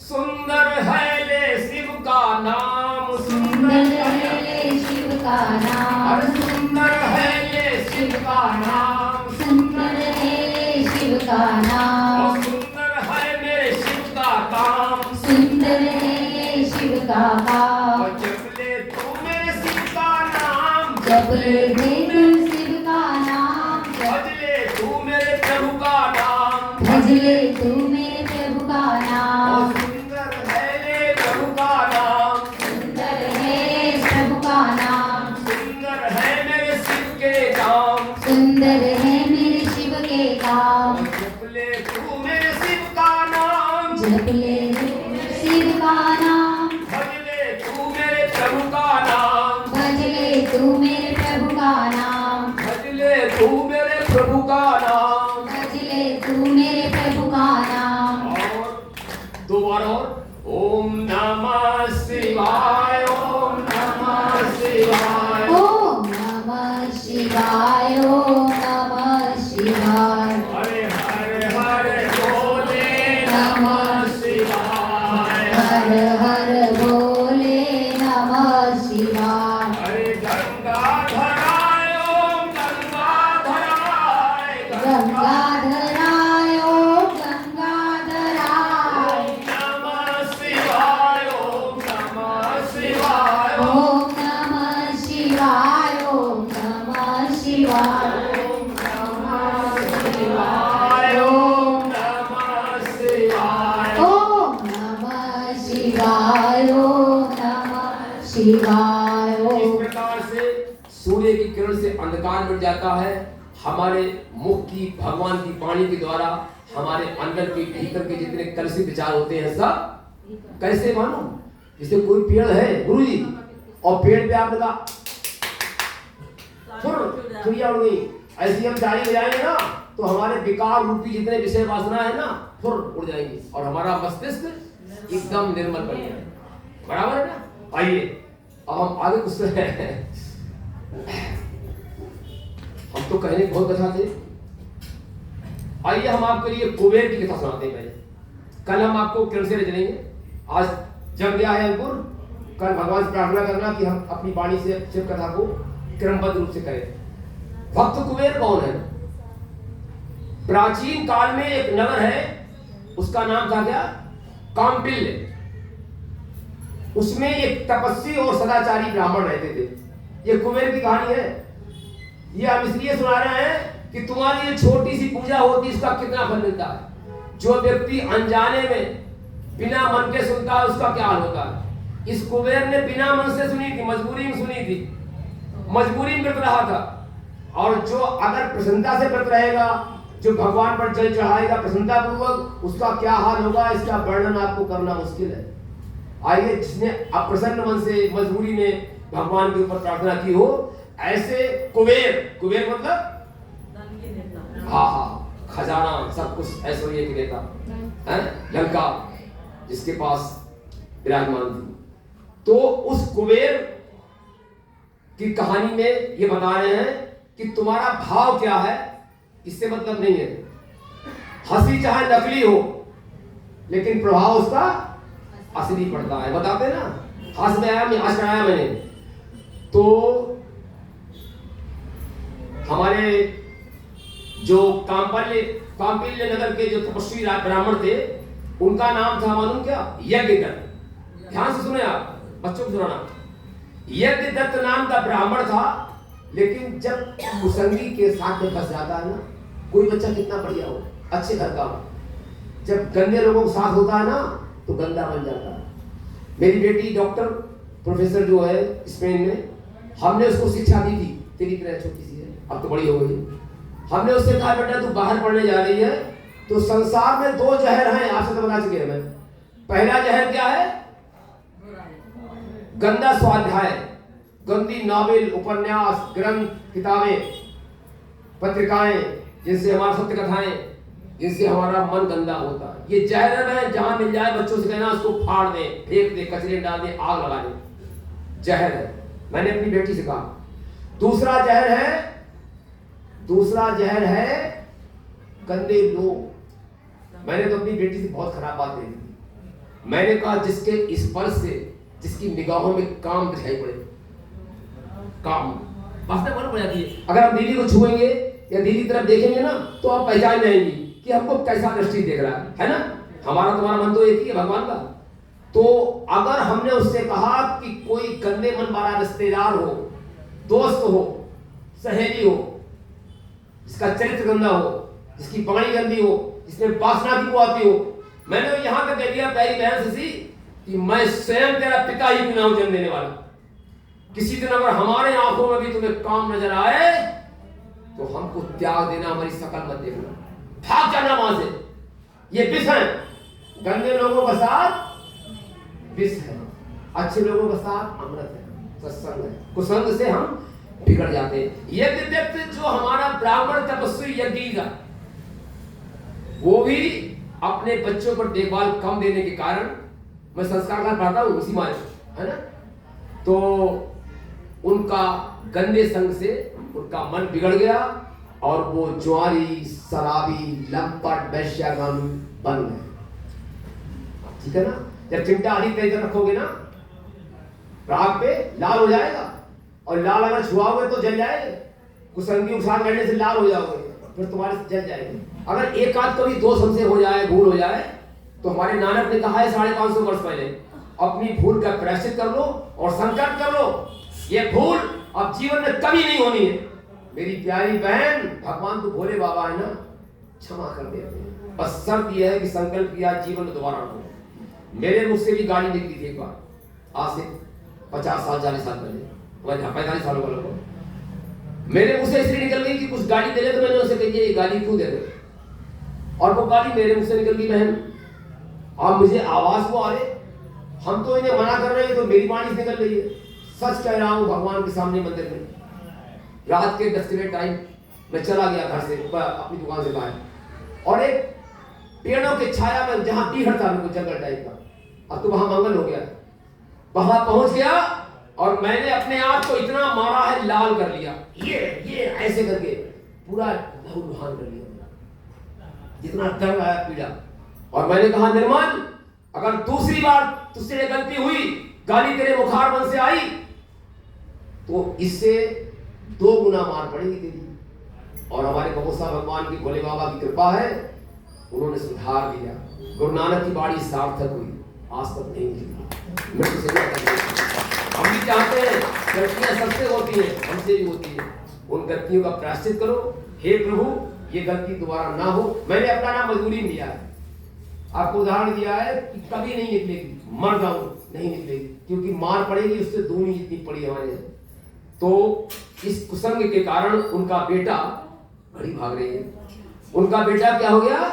वैश्यागामी, जुआ खेलना, शराब पीना, लोगों को मारना, मांस खाना, जितनी बुराइयां हो सकती थी उसके अंदर आ गई। जिस दिन पिता को मालूम हुआ, अरे ये यज्ञीय ब्राह्मण का बेटा, यज्ञ दत्त का बेटा ऐसा कुसंगी है, पिता ने कहा गेट आउट, बाहर, घर के अंदर प्रवेश नहीं मिलना है। बेचारा वो गुणनिधि नाम का लड़का जो अच्छी संतान था घर की, और घर से बाहर निकल गया। अब बाहर जाता करता क्या? बोलो बहन, जब बाहर जाता तो बहुत घुमा फिरा, थक गया, भूख लगी। भाई भूख सभी लगती है, भूख तो भगवान का संदेश है। तो जब वो शिवालय एक था वहां पर, जैसे यहाँ हमारे भोले बाबा का, पहले दूर दूर होते थे, बहुत मुश्किल जंगलों होते थे, तो उसी, और सबसे प्राचीन भाई भगवान शंकर ही है, शिवलिंग है ना। ये इनकी कथा सुनाई, कल सुनाई हूँ कि शिव जी और शंकर भगवान ब्रह्मा कथा मैं आपको कल लहराऊंगा, आनंद आएगा। तो जब वहां पहुंचे मंदिर में, तो उन्होंने देखा कि कोई पंडित जी, हम तो भाई गुप्ता जी हैं, कोई पंडित जी सदाचारी ब्राह्मण वो कथा पहुंच रहे भगवान शिव की शिवालय में। इसी प्रकार जैसे यहाँ महाशिव पुराण हो रहा है, आज दिन कौन सा है? सावन का पहला सोमवार। और आजकल कौन सा काल चल रहा है बताओ? कलयुग तो है ही। ये 4 महीने काहे होते हैं? चतुर्मास, चतुर्मास, चतुर्मास, चतुर्मास। देखो बड़ी बढ़िया, तालियां दीजिए। चतुर्मास काहे का दिन होता है? मेरी प्यारी बेटी, मेरी प्यारी बहनों, चतुर्मास भक्ति करने के लिए होते हैं। ऋषि महात्मा जितने हैं वो चतुर्मास तक एक स्थान पर रहते हैं और भक्ति करते हैं, भजन करते हैं, कथा वाचन करते हैं, उपदेश देते हैं। ये 4 महीने काहे के हैं?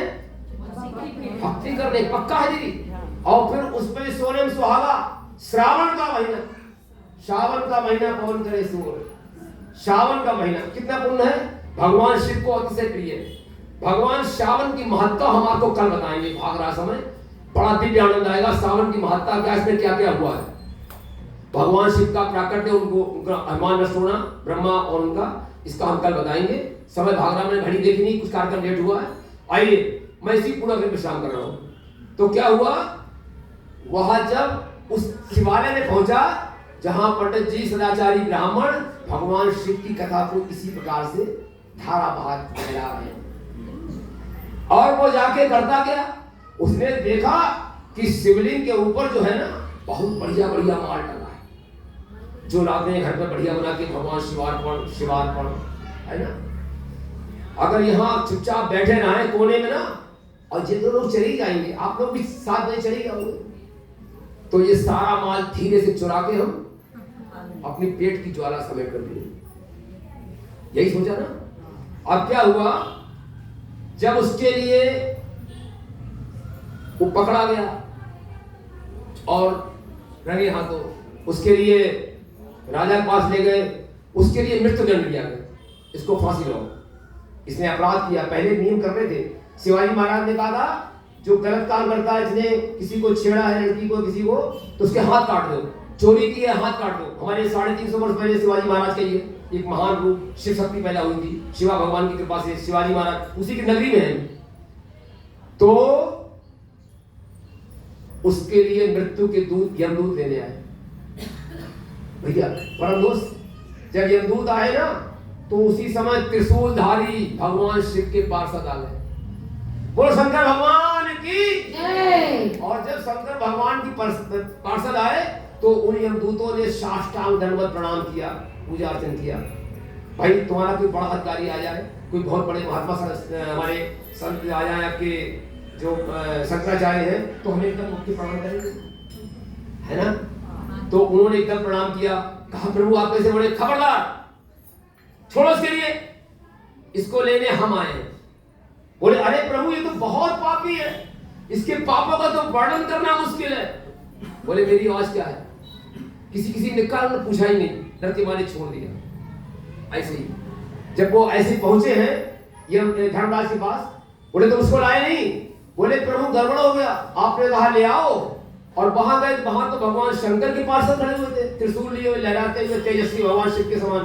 भगवान शिव के पार्षद, भगवान शिव के गण भगवान शिव के ही समान है। आप भी बन सकते हो, हम भी बन सकते हैं। भगवान के दैवीय गुणों को अपने अंदर उतारते हुए धीरे धीरे परमात्मा 5 करोड़ कदम चला है। अरे भाई, हम 5 कदम चले, इस जन्म में 5 कदम, अगले कदम में हमें शिवत्व प्राप्त हो सकता है। कब? जब हमारे कदम चलते रहेंगे, शिव के गुण हमारे अंदर आते रहेंगे, तो हम शिव ही रूप में तद्रूप हो जाएंगे, है ना। तो उन्होंने कहा, धर्मराज आए, उन्होंने भी आरती बंदन किया पार्षदों की। कहा, प्रभु ये इसके लिए क्या है? बोले, इसने आज दिन भर उपवास किया है और इसने जो था उपवास किया है पूरा, और कथा सुनी है पूरी।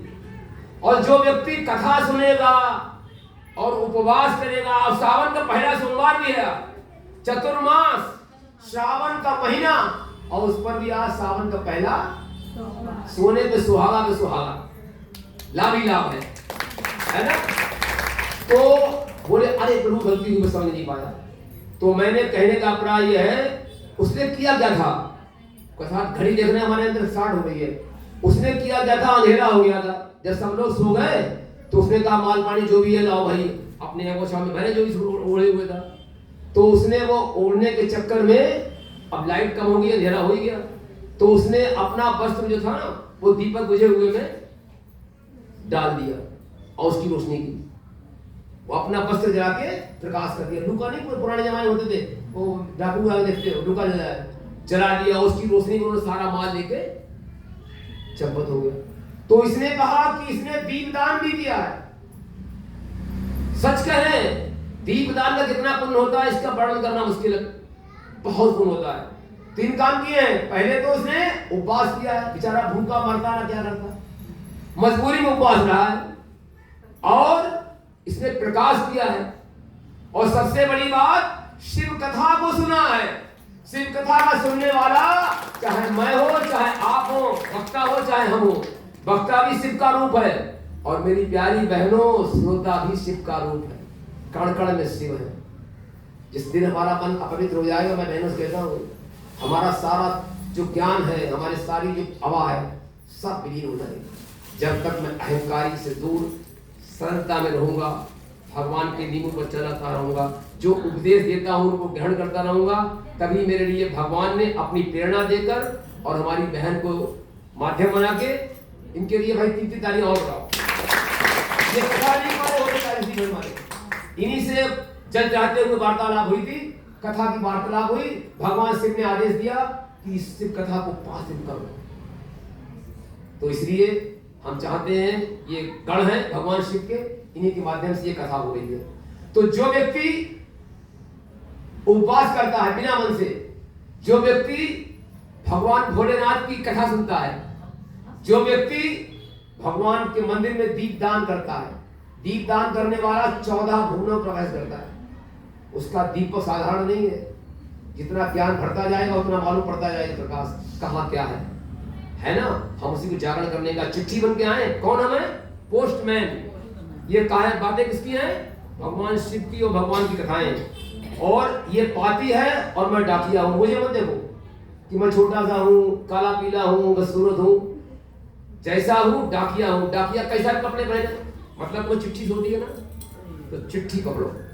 तो मेरा कहने का प्राय है, जो लोग व्रत रहते हैं, जो लोग दीपदान करते हैं, जो लोग भगवत कथाएं सुनते हैं, सत्संग सुनते हैं, उसके लिए लेने के लिए यमदूत नहीं आएंगे, भगवान शिव के पार्षद आएंगे। और इसके बाद में क्या हुआ, ये 1 जन्म की कथा है। उसके बाद में क्या हुआ, उसके लिए उन्होंने जो वस्त्र लाए थे, दीप किया था, उसको मानकर पूर्ण प्रसन्न हो गए और शिव पद प्रदान किया। कालांतर में वो गुणनिधि भगवान उमा महेश्वर की कृपा से कलिंग राज अरिमर्दन हुआ। कौन हुआ? कल। 1 जन्म में सफलता नहीं मिलती है। महात्मा बुद्ध ने कई जन्मों में प्रयास किया है, तब जाके महात्मा बुद्ध बने भगवान है। लेकिन रास्ता चल रहा है। तुम्हारा भजन बेकार नहीं जाएगा बेटी, ये तुम्हें हाँ इतनी अवस्था में ना भगवान की कृपा है, तुम्हारा भजन बेकार नहीं जाएगा। तुम्हारा दिया हुआ दान, तुम्हारे दिए हुए सत्कर्म कभी बेकार नहीं आएंगे। और भगवान का लिया हुआ नाम कभी बेकार। ये मरने के बाद भी हमारे साथ, मृत्यु के बाद कोई सामान नहीं आता है। वो लोग कफन डालते, वो भी खींच देते हैं, शरीर जला देते हैं। क्या जाता है? केवल आपके सत्कर्म और केवल आपकी वाणी से निकला हुआ हरिनाम। हरि बोल मेरी रसना घड़ी घड़ी, हरि बोल मेरी रसना घड़ी घड़ी, ओ हरि बोल मेरी रसना घड़ी घड़ी, हरि बोल मेरी रसना घड़ी घड़ी, हरि बोल मेरी रसना घड़ी घड़ी, हरि बोल मेरी रसना घड़ी घड़ी। कालांतर में कौन हुआ? कलिंग राज अरिमर्दन का पुत्र हुआ। उसका नाम क्या था मालूम? दम। दम था जो दी जाती है। इस जन्म में निरंतर उसने भगवान की, उमापति महेश्वर की सेवा की, साधना की, दीप दान करवाया कि दीप दान जलाओ, भगवान की पूजा करो, प्रचार करो। ऐसा पूरी अपने राज्य के लोगों के लिए उत्प्रेरणा देता रहा। उसके बाद में क्या हुआ? ये कलिंग देश का अधिपति हुआ। इसके बाद जन्म में कालांतर में उसने सिख धर्म का खूब प्रचार किया। समस्त देश में सभी शिवालयों में दीप दान करने की आज्ञा दी। न जलाने वाले को दंड मिलेगा, विधान रख दिया। राजा था ना, उसके लिए सभी बातें से तो उसके बाद में शिव भक्ति के कारण ऐसे कार्य करते करते अगले जन्म में वे कहां बने? अलकापुरी। अलकापुरी कहां है बताओ? लंका के पास ना। लंका तो अलकापुरी है, ये कहां पास में? कैलाश के पास में। और देखिए, जिसने दीप दान किया बिना मन से, अपने कपड़े जाए चोरी करने के लिए, जिसने कथा सुनी बिना मन से मजबूरी में, जिसने व्रत रखा मजबूरी में, उसका हाल है ये। और जो करते होंगे उनका क्या हाल होगा जरा कल्पना कर लेना। शिव पार्षद आएंगे तो क्या हुआ? वो अलकापुरी, आहा, जो कैलाश पर्वत के निकट स्वर्ग के समान है, स्वर्ग से भी सुंदर है वो अलकापुरी। उस अलकापुरी के स्वामी बन गए। बाद कल्प में कई कल्पों का है। हरि अनंत, हरि कथा अनंत। कभी शक मत करना, भगवान के बारे में शक करोगे परेशान हो जाओगे, मुसीबतों में पड़ जाओगे। उसी बिशप मुनि की तरह न रहो। हमें वे 3 संत जो है ना भोले वाले, कि तुमको नहलाएंगे प्रभु, तुम्हें काजल लगाएंगे, तुम्हें हम झूला जलाएंगे, तुम्हें हम पाउडर लगाएंगे, तुम्हें हम काला टीका लगाएंगे, नजर लगे मेरे कन्हैया को। ऐसे वाले भक्तों के लिए है भगवान की भक्ति। बहुत ज्यादा ज्ञानी की नहीं है। ज्ञानी भगवान तुम भाग जाते हैं, बहुत ज्ञानी। देखो बच्चा होता है दादा, बच्चा जब छोटा होता है तुम्हारी गोद में, तो माँ छोड़ती है? छोड़ती नहीं है। तो बच्चा बन जाओ, प्रभु की गोद में रहो। बड़े मतलब मालूम क्या हो गया? जब हमारा बच्चा इंजीनियर बन गया, बड़ा बन गया, बेटी हमारी प्रोफेसर बन गई, तो चिंता ही नहीं है कहाँ खा रही, कहाँ रह रही है। जब ज्ञानी हो गया ना, तो भगवान ध्यान नहीं देते। और जब तक तुम भक्ति रूपी बाल अवस्था में रहोगे ना, छोटे बन के, तो भगवान तुम्हारे भोजन का ध्यान रखेगा। दूध पिलाना है, और इसको पोटी कराना है, इसको नहलाना है, इसके कपड़े बदलना है। हर समय कितना प्यार करती है माँ। अद्भुत होती है ना, तो माँ कितना प्यार करती है छोटे बच्चे को।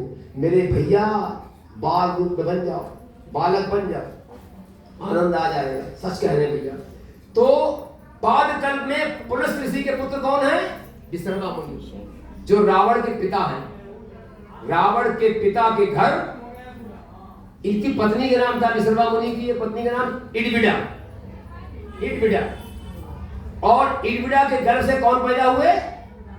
यही कुबेर। पिता के नाम के द्वारा इनका नाम हुआ वैश्रवण। वैश्रवण पिता नाम जो विश्रवा है ना, इसके नाम से वैश्रवण। और इडविडा के नाम से हुआ ना, तो उस इडविडा के कारण जो क्या कहलाए थे? एडविड। इनके 2 नाम थे, एक इनके पिता के वाला वैश्रवण, और दूसरा था एडविड। मां का नाम इडविडा। इस प्रकार से एडविड कहलाए। उत्तम कुल ऋषि पुलस्त जसु विमल भयंका, और तेहि सस महु जन होहु कलंका। ये उपदेश दिया है हमारे हनुमान जी ने। तो ऐसे पुरुष ऋषि के आस मिनी, इतने बड़े ऋषि, उनके घर पर विश्रवा मुनि, और विश्रवा मुनि की पत्नी इडविडा के गर्भ से वो बालक जो चोर था, जिसने दीपदान इस प्रकार से किया था, जिसने चोरी की थी, जिसने कथा सुनी थी, जो व्रत रहा था, उसका ये हाल हुआ और वो कुबेर कहलाया।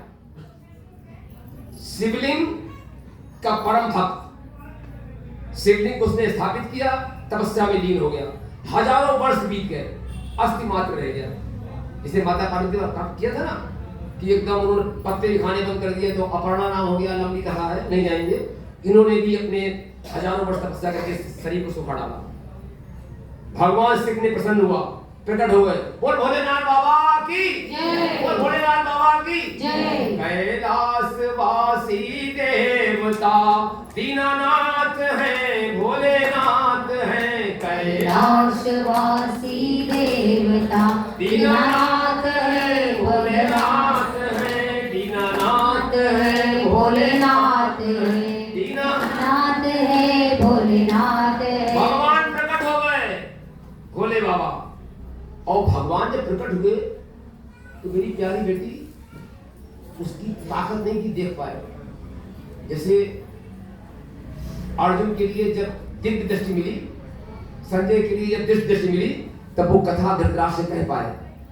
अर्जुन को जब दिव्य दृष्टि दी, तब वो भगवान का दर्शन करके गीता सुन पाए। सबको दर्शन नहीं हुआ, किसको हुआ? अर्जुन को हुआ, क्योंकि भगवान ने कृपा की और शक्ति दी। इसी प्रकार से आंखें बंद कर ली, जैसे बहुत तेज प्रकाश हो और आप आंख खोलो बहन, बोलो बहन, एकदम आंखें बिछाई बंद कर लूंगा, प्रकाश कहीं नहीं होगा, बंद कर लिया और हाथ जोड़कर प्रार्थना की, बंद किया आंखों से।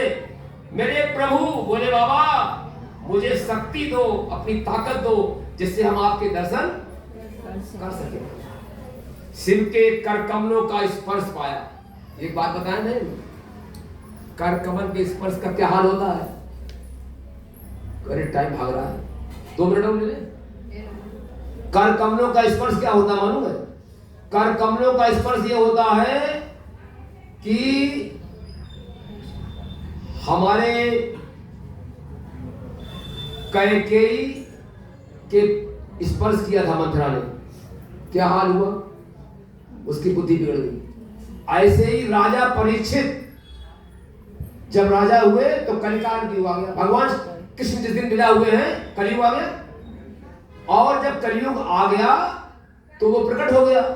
उसको मारने के लिए उन्होंने अपनी तलवार निकाली न्याय से, हम कलिकाल को खत्म कर देंगे, और मार देते वो, लेकिन वो पैरों पर गिर पड़ा। उस कलिकाल का मस्तक परीक्षित के चरणों से स्पर्श कर गया और बुद्धि बिगड़ गई। ऐसे हमारे भोले बाबा, उनके हाथों का स्पर्श हुआ और उसके लिए एकदम भगवान के सुंदर से दर्शन हुए। बोल भोले बाबा की जय। मन मंदिर सामने भगवान शंकर प्रकट हो गए शिव स्पर्श से। भगवान ने उसके कर कमलों, अपने कर कमलों को कहाँ रखा? उनके सर पर, उसके सर पर रखा और धन्य बन गया। उसके बाद में क्या हुआ? आंखें खुलते ही सबसे पहले किसकी नजर कहां पड़ी मालूम? गिरिजा। गिरिजा कौन? पार्वती उमा, जो उनकी अर्धांगिनी है। उसकी दृष्टि पड़ी तो दृष्टि गलत हो गई। माता समझी कि ये हमारे लिए बुरी न डाला। वास्तव में वो बुरी न डाला, उसे ईर्ष्या थी, उसके लिए ईर्ष्या थी कि इसने भगवान शिव के पास में स्थान पाया, इतनी सुंदर, और हमें दर्शन हुआ इतनी देर में, तपस्या इतनी की, अभिमान भी आया और ईर्ष्या आई। ईर्ष्या और अभिमान के कारण, और हमारी मां ने समझा कि ये हमारे लिए गंदी दृष्टि देख रहा है, कि सुंदर बहुत है हमारी मां। जैसे भोले बाबा सुंदर है ना, ऐसी हमारी मैया भी बहुत सुंदर है, बहुत सुंदर है सच में। हाँ, ये भक्ति का रूप है। तो उन्होंने कहा कि हमारे काम दृष्टि देखा है, और देखते ही खन, चूंकि बाईं आंख पहले गई। कौन सी आंख पहले गई? दृष्टि मां के ऊपर, बाईं आंख से काले हो गए, काले हो गए।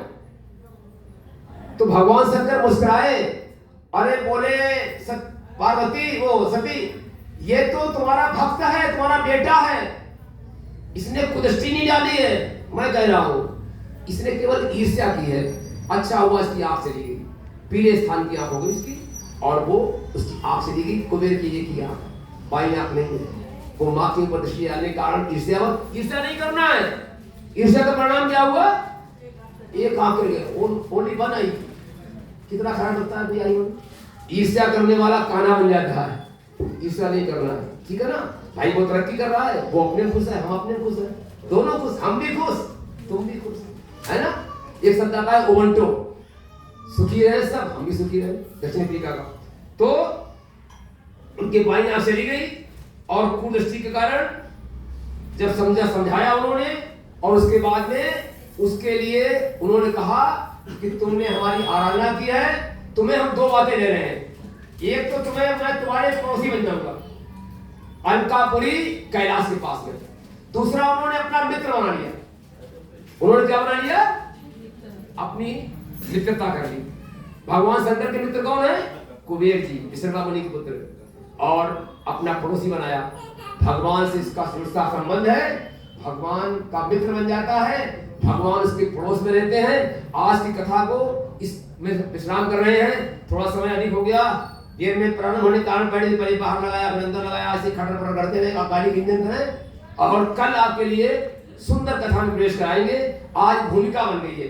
आइए एक बार भगवान का नाम, हरि बोल मेरी रचना घड़ी घड़ी, हरि बोल मेरी रचना घड़ी घड़ी, ओ हरि बोल मेरी रचना घड़ी घड़ी, हरि बोल मेरी रचना घड़ी घड़ी, हरि बोल मेरी रचना घड़ी घड़ी, हरि बोल मेरी रचना घड़ी घड़ी, ओ हरि बोल मेरी रचना घड़ी घड़ी।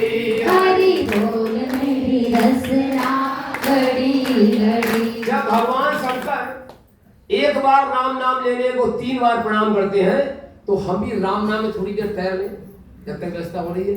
तैयार है आप लोग? हाथ उठाओ सब लोग, वेरी गुड। मधुरे मधुरे नाम सीताराम, सीताराम सीताराम सीताराम, मधुर मधुर नाम सीताराम। हाँ एक बार, हम एक बार आप रेडी। मधुरे मधुरे नाम सीताराम सीताराम, मधुर मधुर नाम सीताराम सीताराम, सीताराम सीताराम सीताराम सीताराम, सीताराम सीताराम सीताराम सीताराम, मधुरे मधुरे नाम सीताराम सीताराम, मधुर मधुर नाम सीताराम सीताराम। आप किसी का नाम ले लें, जी बैठे हुए सब लोग तैयार हैं। श्री राधे राधे गोविंद गोपाल राधे, श्री राधे राधे गोविंद गोपाल राधे, श्री राधे राधे गोविंद गोपाल राधे, श्री राधे राधे गोविंद गोपाल राधे, राधे राधे गोविंद गोपाल राधे, श्री राधे राधे गोविंद राधे, अरे राधे राधे गोविंद गोपाल राधे, राधे राधे गोविंद गोपाल राधे, गोविंद मेरो है गोपाल मेरो है, गोविंद मेरो है गोपाल मेरो है, गोविंद मेरो है गोपाल मेरो है, गोविंद मेरो है गोपाल मेरो है, श्री के बिहारी नंदलाल मेरो है, श्री बाके बिहारी नंदलाल मेरो है, गोविंद मेरो है गोपाल मेरो है, श्री के बिहारी नंदलाल